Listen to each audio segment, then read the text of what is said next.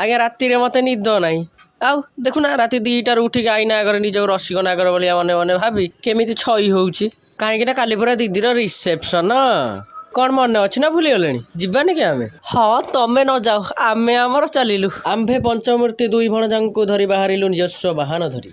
ସେଇ ପଞ୍ଚମୂର୍ତ୍ତି ମଧ୍ୟରୁ ଗଜରାରେ ଢାଙ୍କି ହୋଇ ରହିଥିବା ସେଇ ନାରୀ ଜଣକ ଆଉ କେହି ନୁହଁ, ଆମ ନୂଆ ବୋଉ।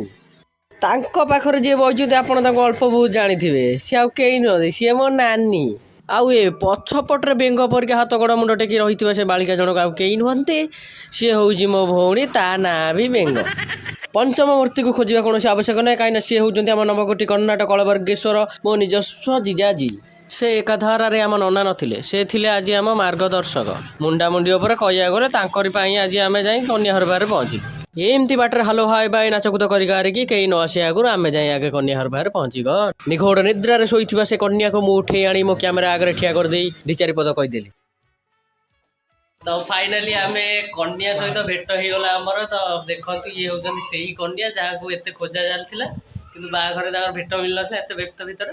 କନ୍ୟା ସହିତ ଭେଟ ହଉ ହଉ ସେଇ ଟାଇମ୍ରେ ବର ଆସିକି ପହଞ୍ଚି ଯାଇଛନ୍ତି। ତ ଇଏ ହେଉଛନ୍ତି ଆମ ବର ମହାଶୟ, ଯାହାକୁ ଆମେ ସେଦିନ ଦେଖିଥିଲେ। ଆମର ଭେଟ ହେଇଛି କି ନାହିଁ, ଆମ ପଛେ ପଛେ କୋଟି ସହସ୍ର ନରନାରୀ ଆସିକି ପହଞ୍ଚି ସାରିଲେଣି। ଇଏ ଭିଡ଼ ଦେଖିକି ମୋତେ ଲାଗିଲା ମୁଁ ସେ ଶ୍ରାବଣ ମାସର ବାହୁଡ଼ା ଯାତ୍ରା ଭିଡ଼ରେ ପଇଛି। କଳେ ବଳେ କୌଶଳେ ସେ ଭିଡ଼ ଭିତରୁ ବାହାରି ମୁଁ ନିଜକୁ ଧନ୍ୟ ମନେ କଲି।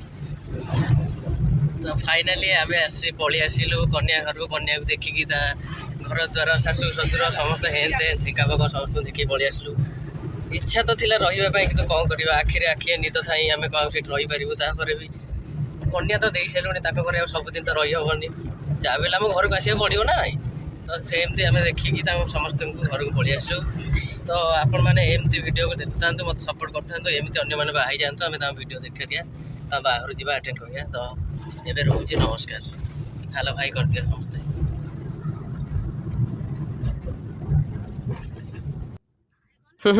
ଆଉ ଭାବୁଛନ୍ତି କ'ଣ ଯେ କନ୍ୟା ଦେଖେଇମି ବୋଲି କହିକି ଏକାଥର ବାହୁଡ଼ା ଯାତ୍ରା ବି ଦେଖେଇଦେଲି। ଏଥର ଖୁସି ତ? ସତରେ ଏ କଳଙ୍କିତ ସମାଜରେ ଗୋଟେ ଝିଅ ହେଇ ଜନ୍ମ ହେବାଟା କେତେ ଯେ କଷ୍ଟ, ସେଟା କେବଳ ଗୋଟେ ଝିଅ ହିଁ ଜାଣେ। ମୁଁ କେମିତି ଜାଣିବି? ମୁଁ ତ ଗୋଟେ ପୁଅଟେ। ମୁଁ ଯେତିକି ଜାଣିଥିଲି ଆପଣମାନଙ୍କ ସହିତ ସେୟାର କଲି।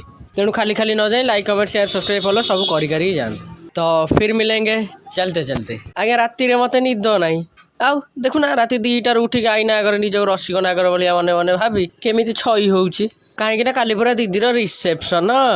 କ'ଣ ମନେ ଅଛି ନା ଭୁଲିଗଲେଣି? ଯିବାନି କି ଆମେ? ହଁ ତମେ ନ ଯାଅ, ଆମେ ଆମର ଚାଲିଲୁ। ଆମ୍ଭେ ପଞ୍ଚମୂର୍ତ୍ତି 2 ଭଣଜାଙ୍କୁ ଧରି ବାହାରିଲୁ ନିଜସ୍ୱ ବାହନ ଧରି। ସେଇ ପଞ୍ଚମୂର୍ତ୍ତି ମଧ୍ୟରୁ ଗଜରାରେ ଢାଙ୍କି ହୋଇ ରହିଥିବା ସେଇ ନାରୀ ଜଣକ ଆଉ କେହି ନୁହଁ, ଆମ ନୂଆ ବୋଉ।